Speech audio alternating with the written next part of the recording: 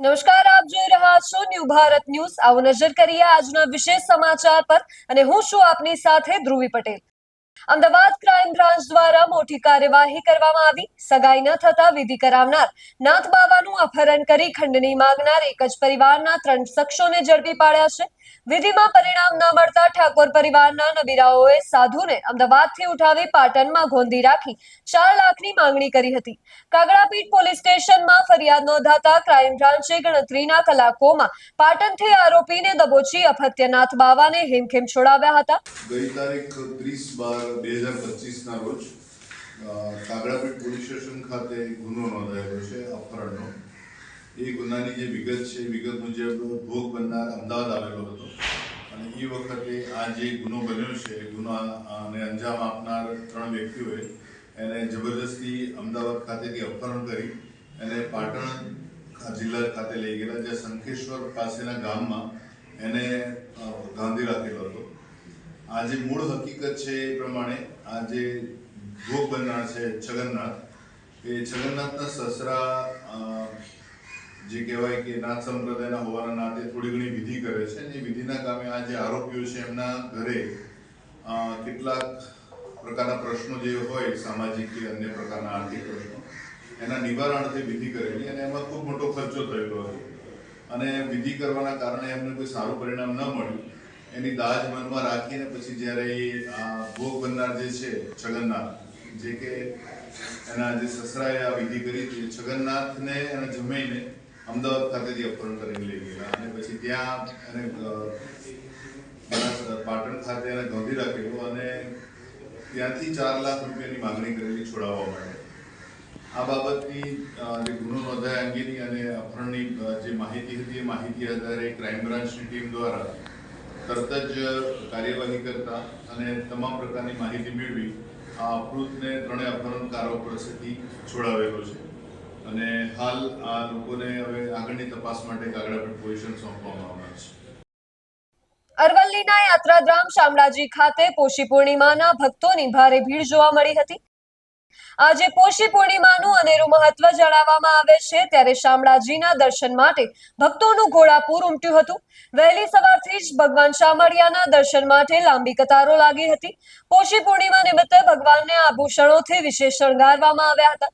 જય શામળિયાના નાદથી સમગ્ર પરિસર ગુંજી ઉઠ્યું હતું અને ભક્તોએ ભગવાન શામળિયાના દર્શન કરી અને ધન્યતા અનુભવી હતી।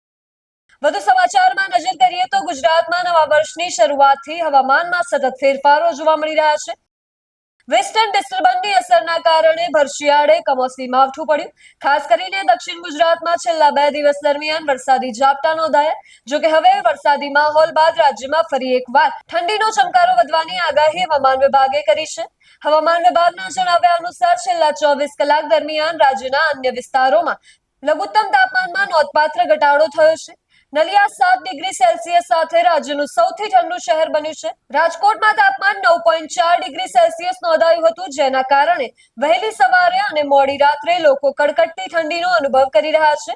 હવામાન વિભાગે જણાવ્યું છે કે છેલ્લા 24 કલાક દરમિયાન ગુજરાત, સૌરાષ્ટ્ર, કચ્છ તેમજ દીવ, દમણ અને દાદરા નગર હવેલીમાં વાતાવરણ શુષ્ક રહ્યું છે, પરંતુ તાપમાન ઘટતા ઠંડીનું જોર વધ્યું છે। અમદાવાદની વાત કરીએ તો આગામી 24 કલાક દરમિયાન આકાશ મુખ્યત્વે ચોખ્ખું રહેશે। શહેરમાં લઘુત્તમ તાપમાન અંદાજે 15 ડિગ્રી સેલ્સિયસ રહેવાની શક્યતા છે, જેના કારણે શહેરીજનોને ઠંડીનો સ્પષ્ટ અહેસાસ થશે। હવામાન વિભાગની આગામી 7 દિવસની આગાહી મુજબ આગામી 1 દિવસ દરમિયાન લઘુત્તમ તાપમાનમાં ખાસ કોઈ મોટો ફેરફાર નહીં થાય, પરંતુ 4 જાન્યુઆરીથી શરૂ થતા 3 દિવસ દરમિયાન તાપમાનમાં 2 થી 3 ડિગ્રી સેલ્સિયસનો વધારો થઈ શકે છે, જેના કારણે ઠંડીનું તાપમાન થોડું ઘટશે અને લોકોને રાહત મળશે। સૌરાષ્ટ્ર અને કચ્છના કેટલાક વિસ્તારોમાં તાપમાન સામાન્ય કરતા થોડું વધારે હોવા છતાં રાત્રિના સમયે ઠંડી યથાવત રહેશે। પવનની દિશામાં ફેરફાર થવાથી તાપમાનમાં આગળ પણ ઉતાર ચઢાવ જોવા મળી શકે છે। મહત્વની વાત એ છે કે હવામાન વિભાગે સ્પષ્ટ કર્યું છે કે આગામી 9 જાન્યુઆરી સુધી સમગ્ર રાજ્યમાં વરસાદની કોઈ શક્યતા નથી અને વાતાવરણ શુષ્ક રહેવાની સંભાવના છે। આગળ સમાચાર પર નજર કરીએ તો Ahmedabad senior citizen professor digital અરેસ્ટનો શિકાર બન્યા છે। આરોપીઓએ ઈડીના અધિકાર તરીકે ઓળખ આપી કૌભાંડ આચર્યું હતું। આરબીઆઈ અને ઈડીનો લેટર મોકલી મની લોન્ડરિંગ કરવામાં આવતું હતું। 4 મુખ્ય એકાઉન્ટ ધારકો જનક, અનિકેત, હિતેન્દ્ર અને નયન હતા। પ્રત્યેક ટ્રાન્સફર પેટે ખાતા ધારકોને 25,000 અપાતા હતા। ફરિયાદીને સિમ બોક્સ, વોટ્સએપ અને VPN નંબરથી કંબોડિયાથી કોલ કરવામાં આવતા હતા. આરોપીઓ ચાઇનીઝ ગેંગ સાથે સંકળાયેલા હતા. આરોપીઓના સંપર્કમાં રાજસ્થાનના લોકો હતા, જેની તપાસ શરૂ છે. પોલીસે અત્યાર સુધીમાં 12 આરોપીઓની ફરી ધરપકડ કરી છે. ડિજિટલ અરેસ્ટના કૌભાંડના મૂળ સુધી પહોંચવા માટે પોલીસે કાર્યવાહી હાથ ધરી છે. અમદાવાદ ખાતે એક સિનિયર સિટીઝન છે, 83 વર્ષના રિટાયર્ડ પ્રોફેસર છે. એમની સાથે એક ડિજિટલ અરેસ્ટનો બનાવ બનેલો હતો, જેમાં એમને પ્રથમ એક નોર્મલ કોલ આવેલો હતો અને કોઈએ પોતાની ટ્રાઈના અધિકારી તરીકે ઓળખ આપી હતી અને જણાવ્યું હતું કે આપના મોબાઈલ નંબરથી કોઈ સેલિબ્રિટીને પોર્નોગ્રાફિક વિડીયો સેન્ડ કરવામાં આવેલા છે, જેની FIR મુંબઈ ક્રાઇમ બ્રાન્ચ ખાતે થયેલી છે. એવું કહીને પછી ડરાવીને એ જે સિનિયર સિટીઝન છે એમને વિડીયો કોલ કરવામાં આવ્યો હતો. ત્યાં વિડીયો કોલમાં પોલીસ અધિકારી બનીને, ત્યારબાદ સુપ્રીમ કોર્ટના જસ્ટિસ બનીને અને ઈડીના અધિકારી બનીને અલગ અલગ લોકોએ એક સેટઅપ સેટ કરીને વાત કરેલી હતી. અને પછી કહેવામાં આવ્યું હતું કે આપના નામે બેંક અકાઉન્ટ બી નીકળેલા છે, જેમનો નરેશ ગોયલના કેસમાં મની લોન્ડરિંગનો ઉપયોગ થયેલો છે. એટલે આવા અલગ અલગ બહાના બાદ એમને RBIના લેટર, સુપ્રીમ કોર્ટના વોરંટ ઇસ્યુ ફેક જે ડોક્યુમેન્ટ છે એ મોકલવામાં આવ્યા હતા, ઈડીના લેટર મોકલવામાં આવ્યા હતા. એવું કહીને ટોટલ 20 દિવસથી વધારે એમને ડિજિટલ અરેસ્ટ કરવામાં આવી હતી અને અલગ અલગ તારીખોમાં એમની પાસે ટોટલ 7 કરોડ 13 લાખ રૂપિયા જેટલા અલગ અલગ અકાઉન્ટમાં ટ્રાન્સફર કરવામાં આવ્યા હતા. આમાં જે વોટ્સએપ નંબરથી જે કોલ કરવામાં આવ્યો હતો, એ વોટ્સએપ નંબરની જે અમારી ટીમે ઇન્વેસ્ટિગેટ કરી, એ બધા કંબોડિયાથી યુઝ થયેલા છે. એટલે જે સેટઅપ આખું જે ડિજિટલ અરેસ્ટનું ચાલતું હતું એ કંબોડિયાથી ચાલતું હતું. તો આ બાબતની જ્યારે સિનિયર સિટીઝનને જાણ થઈ ત્યારે અહીંયા તાત્કાલિક FIR દાખલ કરી અને અમારે PI NS ખોખર અને એમની ટીમે 3 દિવસમાં આ બધા આરોપીઓની 12 આરોપીઓની ધરપકડ કરેલી છે. આરોપીઓ કોણ છે, ક્યાંના રહેવાસી છે, રોજ શું છે? જેમ કે આ ટોટલ જે 7 કરોડ 12 લાખથી 13 લાખની જે રકમ છે એ પહેલા 4 અકાઉન્ટમાં ટ્રાન્સફર કરવામાં આવેલી હતી RTGSના, જેમાંથી 2 અકાઉન્ટ છે એ બિહારના, 1 અકાઉન્ટ દિલ્હીનું અને 1 અકાઉન્ટ આસામનું છે. એ 4 અકાઉન્ટમાંથી આ સમગ્ર રકમ 100થી વધારે અકાઉન્ટોમાં લેયર કરવામાં આવેલી હતી. એ 100થી જે વધારે અકાઉન્ટમાંથી એમાં 6 અકાઉન્ટ અમદાવાદ અને સુરતના હતા, જેની તપાસમાં આ બધા જે આરોપીઓ છે એની ધરપકડ કરવામાં આવેલી છે. તો એમાં 4 આરોપીઓ એવા છે કે જે પોતે 3 આરોપીઓ એવા છે કે જે અકાઉન્ટ હોલ્ડર છે અને બાકીના જે આરોપીઓ છે કે એમની ઉપર જે અકાઉન્ટ લેવાનું કામ કરતા હતા. અને અલ્ટિમેટલી એમાંથી જે 2, એક જનક ભીખાભાઈ ગડાદરા, અનિકેત મહેશભાઈ ઢોલા, આ બંને આરોપીઓ છે ટેલિગ્રામ મારફતે ચાઇનીઝના લોકોના સંપર્કમાં હતા અને આ જે બી ફ્રોડના પૈસા છે અલગ અલગ ડમી અકાઉન્ટમાં મેળવી અને એમને ક્રિપ્ટોકરન્સીમાં 10% કમિશન લેખે કન્વર્ટ કરતા હતા. અન્ય 2 આરોપીઓ છે, એક હેતેન્દ્ર સોલંકી અને એક નયન ગોવિંદભાઈ હિંસુ, જે પોતે ટીચર છે. આ બંને લોકો બી અલગ અલગ 6 મહિનાથી 1 વર્ષ સુધી આવા ડમી અકાઉન્ટો મેળવીને રાજસ્થાનમાં કોઈ એક વ્યક્તિને આપતા હતા અને જ્યાં રાજસ્થાનની જે વ્યક્તિ છે અગેન એ કેશ વિડ્રો કરીને ક્રિપ્ટોકરન્સીમાં કન્વર્ટ કરી રહી છે.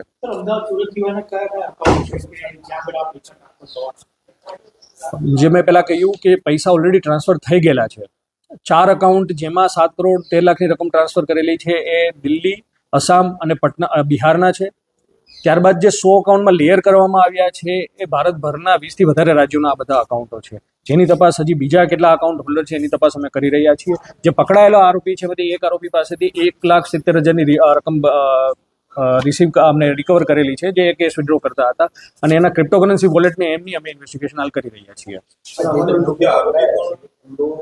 ડિજિટલ અરેસ્ટમાં કે બીજા સાયબર ફ્રોડમાંથી ક્રિમિનલ્સ પહેલા મળી આવી છે કે આ બધા ફ્રેશ છે જે આ લોકો ઓપરેટ કરી દે? આમાં એક આરોપી છે કે અનિલ મોરડિયા, એમની ક્રિમિનલ હિસ્ટ્રી છે, બટ જે કેસીસ છે સાયબર ક્રાઇમને રિલેટેડ નથી. આ ઉપરાંત જેટલા બી આરોપીઓ છે હજુ સુધીમાં ધ્યાનમાં આવેલું છે કે એમના આ પહેલા અરેસ્ટ નથી થયેલા, બટ જે મેં પહેલા બી કહ્યું કે આ બધા આરોપીઓ 6 મહિનાથી લઈને કોઈ આરોપીઓ 1.5 વર્ષથી આવા ચાઇનીઝ ગ્રુપો સાથે કોન્ટેક્ટમાં હતા અને જનરલી આ પોતાની આઈડેન્ટિટી માસ્ક કરવા માટે પોતાના અકાઉન્ટમાં લોકો પૈસા નથી રખાવતા. જે બીજા લોકો હોય છે એમને લાલચ આપી અથવા તો જે અકાઉન્ટ આપવાવાળા છે એ પોતે બી લાલચમાં આવીને આવા અકાઉન્ટો એમને આપે છે. એમને એ બી ખ્યાલ હતો કે જે રિસેન્ટમાં ગુજરાત પોલીસ દ્વારા એક ઓપરેશન મ્યુલ હન્ટ કરવામાં આવેલું હતું, એમનાથી બી આ લોકો પરિચિત હતા અને વોટ્સએપ ગ્રુપમાં અમે એવા વિડીયો મળેલા છે કે એમના વિડીયો એમના જે બોસેસ છે એમને શેર કરતા હતા કે આવી રીતના એ ડ્રાઈવ ચાલી રહી છે તો આનાથી કઈ રીતના બચવું. એટલે હજી સુધીમાં પકડાયા નથી, બટ જે એક્ટિવિટી આ બધાના અકાઉન્ટોમાં અત્યારે એમના ડિવાઇસમાંથી અમને અકાઉન્ટો મળેલા છે, જે અકાઉન્ટો અત્યાર સુધી એમને આપેલા છે, એમાં આખા ભારતભરમાં 238 જેટલી કમ્પ્લેનો NCCR પોર્ટલમાં મળી આવી છે. માત્ર એકાઉન્ટ લઈ અને પ્રોવાઈડ કરવા પૂરતો હતો? જે મેં પહેલા કહ્યું ખાલી અકાઉન્ટ લઈને પ્રોવાઈડ કરવા પૂરતો નથી. They have active role. એ અકાઉન્ટમાંથી પૈસા આવે છે, બે સબ ગેંગ જે છે એ પૈસા વિડ્રો કરીને અને ક્રિપ્ટોકરન્સીમાં કન્વર્ટ કરે છે. એટલે એ આજે ચાઇનીઝ ગેંગને કોઈ બી ડિજિટલ અરેસ્ટ કે ઇન્વેસ્ટમેન્ટ ફ્રોડ જે ચાઇનીઝ ગેંગ દ્વારા આચરવામાં આવતા સાયબર ક્રાઇમ ગુના છે એમની પ્રોસીડ ઇન્ડિયાની બહાર છે, ક્રિપ્ટોકરન્સીમાં મોકલવામાં આવે છે. તો એમનો એક્ટિવ રોલ છે કે એ આ ક્રિપ્ટોકરન્સીમાં નાણાં ભારતની બહાર મોકલે છે 10% કમિશન લઈને. અને એક જે ગેંગમાં જે સભ્ય હિતેન્દ્ર સોલંકી છે એ પોતે આ બધી કીટો રાજસ્થાનમાં મોકલતા હતા એક અન્ય આરોપીને. ત્યાંથી એ પૈસા વિડ્રો થાય છે અને પછી આગળ આ ક્રિપ્ટોકરન્સીમાં કન્વર્ટ થઈને ભારતની બહાર મોકલવામાં આવે છે. એમાં જીતેન્દ્ર અને નયન જે એ બહાર રાજસ્થાનમાં એકાઉન્ટ આપતા હતા, એને બી 10% કમિશન મળતું હતું, વધારે મળતું હતું. એ રાજસ્થાન વાળા આરોપીની કોઈ ઓળખ નથી. એની અમે હજી એ બાબતમાં અમે આગળ ઇન્વેસ્ટિગેશન કરી રહ્યા છીએ અને આગામી સમયમાં એમની બી ધરપકડ કરવામાં આવશે. અને જે એમને જે હિતેન્દ્ર સોલંકીને છે એને પર અકાઉન્ટ 25,000 રૂપિયા આપવામાં આવતા કીટના. કેવા પ્રકારનો જે કોલ છે બધા કોઈ વેબસાઇટથી કે કોઈ એપ્લિકેશન છે કે VPN યુઝ કરીને એ રીતે કોઈ કોલ કરતા હોય? જનરલી જે આ કોલ કરવામાં આવે છે એમાં આ લોકો જે કોલ કંબોડિયાથી જે ફર્સ્ટ નોર્મલ કોલ હતો એ કંબોડિયાથી ઇનિશિએટ કરવામાં આવ્યો હતો અને ઘણીવાર અહીંયા સિમ બોક્સીસ જે ઇન્ડિયામાં ઇન્સ્ટોલ કરવામાં આવે છે ત્યાંથી એ લેન્ડ કરવામાં આવે છે ટેકનિકલી. પછીના જે 2 નંબરથી કોલ આવેલા છે વોટ્સએપ કોલ હતા.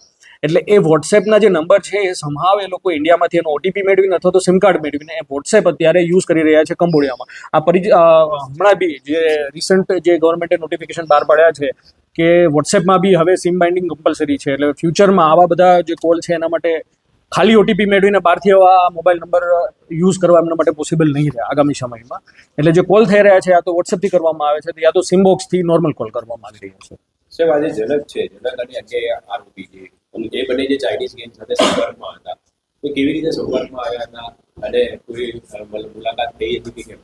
ચાઇનીઝ ગેંગ જે છે એમના ઘણા બધા એવા એજન્ટો જે એક્ટિવ છે એ ટેલિગ્રામ ગ્રુપ ચલાવતા હોય છે જેમાં USDT ટુ INR ઇન્ડિયા યા INR ટુ USDT કન્વર્ટ કરવાના ગ્રુપો ચલાવતા હોય છે. જેમાંથી આવા ઇન્ડિયામાં જે બેઠેલા લાલચુ લોકોની આ લોકો તલાશ કરે છે અને એમને 10% કમિશન આપીને એમની પાસેથી આવા બધા અકાઉન્ટો મેળવે છે અથવા તો ક્રિપ્ટોકરન્સીની પ્રોસીડ મેળવે છે. આ ઉપરાંત જે એક આરોપી છે હિતેન્દ્ર સોલંકી, એમને રાજસ્થાનના જે વ્યક્તિનો સંપર્ક થયો છે ઇન્સ્ટાગ્રામની એક એડ થ્રુ થયો છે જેમાં એક એડ મૂકવામાં આવેલી હતી કે આવી રીતના સેવિંગ અકાઉન્ટ અમને આપો અથવા તો કરંટ અકાઉન્ટ આપો અને ઘર બેઠા પૈસા કમાવો. એવી એડ જોઈને એને લાલચમાં આવીને પછી પોતાનું અને પોતાના પરિવારના અને અન્ય લોકોના 8થી વધારે અકાઉન્ટ હિતેશ સોલંકીએ આપ્યા છે છેલ્લા 4 મહિનામાં. આ ઉપરાંત જે અન્ય આરોપીઓ છે જેમ કે જનક ભીખાભાઈ ગોડદરા, એને છેલ્લા 1.5 વર્ષમાં 40થી વધારે અકાઉન્ટો આવી રીતના યુઝ કરેલા છે ડમી અકાઉન્ટ જે ક્રાઇમની પ્રોસીડ રિસીવ કરવા માટે. આગળ સમાચાર પર નજર કરીએ તો ગુજરાતના પંચાયત અને ગ્રામ ગૃહ નિર્માણ મંત્રી શ્રી ઋષિકેશભાઈ પટેલની અધ્યક્ષતામાં આજે ગાંધીનગર ખાતે રાજ્યના તમામ જિલ્લા વિકાસ અધિકારીઓ અને નિયામકશ્રીઓની એક મહત્વપૂર્ણ સમીક્ષા બેઠક યોજાઈ હતી. આ બેઠકમાં પંચાયત મંત્રી શ્રી તેમજ પંચાયત, ગ્રામ વિકાસ અને ગ્રામ ગૃહ નિર્માણ વિભાગના અગ્ર સચિવ શ્રી ધનંજય દ્વિવેદીએ ગ્રામીણ સ્તરે ચાલી રહેલી વિવિધ વિકાસલક્ષી યોજનાઓની પ્રગતિની સમીક્ષા કરી અને તેને વેગ આપવા માટે જરૂરી માર્ગદર્શન પૂરું પાડ્યું હતું. આ બેઠક દરમિયાન પંચાયત મંત્રીશ્રીએ સ્પષ્ટ સૂચના આપી હતી કે જિલ્લાના આયોજનની ગ્રાન્ટમાંથી સવા ગણું એટલે કે 125%નું આયોજન કરવું જેથી કોઈ કામ રદ થાય તો અન્ય કામો તુરંત હાથ ધરી શકાય. વધુમાં મંત્રીશ્રીએ જિલ્લાના સરકારી મકાનો પર સ્માર્ટ મીટર અને સોલર રૂફટોપ લગાવવાની પ્રાથમિકતા પર ભાર મૂક્યો હતો. ગ્રામીણ વિસ્તારોમાં રોડ, પાણી અને ગટરના કામોની સમીક્ષા કરતા તેમણે જણાવ્યું હતું કે ટુકડે ટુકડે ગટર બનાવવાને બદલે એક સંકલિત ગટર વ્યવસ્થા ઊભી કરવી. વહીવટી તંત્રને વધુ પારદર્શી બનાવવા માટે મંત્રીશ્રીએ ઈ-સરકાર એપ્લિકેશનના ફરજિયાત અમલીકરણ અને પડતર ફાઇલોના ત્વરિત નિકાલ માટે બેઠકમાં આદેશો આપ્યા હતા. વધુમાં CDP 5 યોજના અંતર્ગત બાકી રહેલા ગ્રામ પંચાયત ભવનો અને રાજીવ ગાંધી ભવનની દરખાસ્ત વહેલી તકે પૂર્ણ કરવા માટે મંત્રીશ્રીએ જણાવ્યું હતું. આ ઉપરાંત જનતાને પડતી મુશ્કેલીઓ નિવારવા માટે જન્મ મરણની ઓનલાઈન નોંધણીમાં આવતી ટેકનિકલ ખામીઓને સત્વરે દૂર કરવા માટે પણ બેઠકમાં વિસ્તૃત ચર્ચા કરવામાં આવી હતી. આ બેઠકમાં જૂથ ગ્રામ પંચાયતોનું વિભાજન, નવી પંચાયત ઘરનું નિર્માણ અને પાણી પુરવઠા યોજનાઓ જેવી ધારાસભ્યો અને પદાધિકારીઓ તરફથી મળેલી વિવિધ રજૂઆતોની સમીક્ષા કરવામાં આવી હતી. ખાસ કરીને આંતરરાષ્ટ્રીય સરહદ પર આવેલી ગ્રામ પંચાયતો અને સ્ટેચ્યુ ઓફ યુનિટી નજીકના વિસ્તારોમાં પાયાની માળખાગત સુવિધાઓ વધુ સુદૃઢ બનાવવા પર વિશેષ ધ્યાન કરવામાં આવ્યું હતું. આ ઉપરાંત બેઠકમાં મંત્રીશ્રીએ રાજ્યની અને કેન્દ્ર સરકારની વિવિધ આવાસ યોજના માટે ગામતળ અને પ્લોટની ઉપલબ્ધતા અંગે સમીક્ષા કરી હતી. સાથે જ તેમણે ગ્રામ ગૃહ નિર્માણ વિભાગની જિલ્લામાં આવેલી ખુલ્લી જમીનો પર દબાણ ન થાય અને નાગરિકોને અફોર્ડેબલ હાઉસિંગ સુવિધા પૂરી પાડવામાં આવે એ બાબતે સમીક્ષા કરવામાં આવી હતી.